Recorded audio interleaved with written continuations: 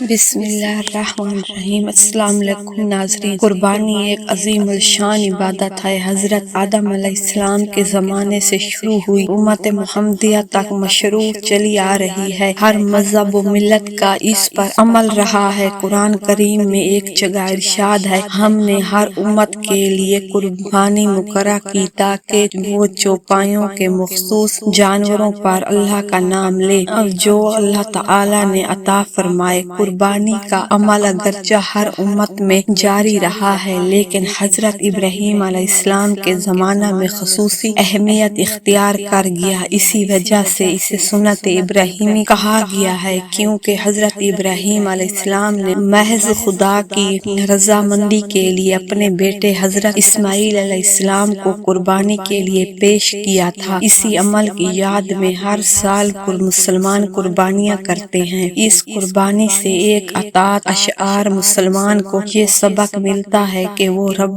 کی فرما برداری اور اطاعت میں ہر قسم کی قربانی کے لیے تیار رہے اور مال و متاع کی محبت کو چھوڑ کر خالص اللہ تعالی کی محبت دل میں پیدا کرے۔ قربانی کرتے وقت یہ بات بھی ملحوظ رہنی چاہیے کہ قربانی کی طرح دیگر تمام عبادات میں مقصود رضا الہی رہے، غیر کے لیے عبادت کا شائبہ تک دل میں نہ رہے۔ گویا مسلمان کی زندگی اس آیات کی عملی سیر بن جائے۔ میری نماز، میری قربانی، میرا جینا، میرا مرنا سب اللہ کی رضامندی کے لیے ہے جو تمام جہانوں کا پالنے والا ہے۔ قربانی کی اہمیت اس بات سے بھی واضح ہے کہ نبی کریم صلی اللہ علیہ وآلہ وسلم نے اس پر ہم پیشگی فرمائی ہے۔ حضرت عبداللہ بن عمر رضی اللہ عنہ فرماتے ہیں، رسول اللہ صلی اللہ علیہ وآلہ وسلم نے مدینہ میں 10 سال قیام فرمایا۔ اس قیام کے دوران آپ قربانی کرتے رہے۔ قربانی کے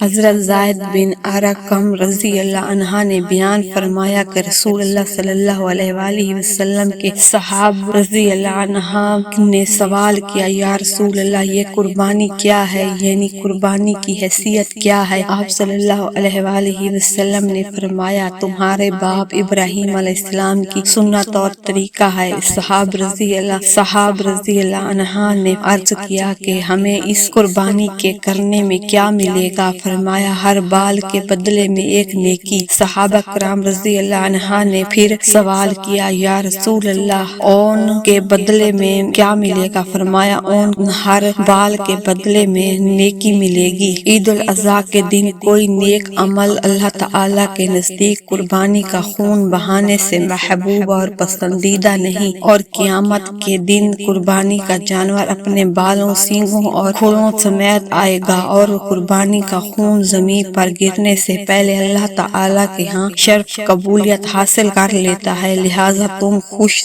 دلی سے قربانی کیا کرو۔ حضرت ابن عباس رضی اللہ عنہ روایت کرتے ہیں کہ رسول اللہ صلی اللہ علیہ وآلہ وسلم نے ارشاد فرمایا، کسی خرچ کی فضیلت اللہ تعالی کے نزدیک بنسبت اس خرچ کے جو بقرہ عید والے دن قربانی پر کیا جائے ہرگز نہیں۔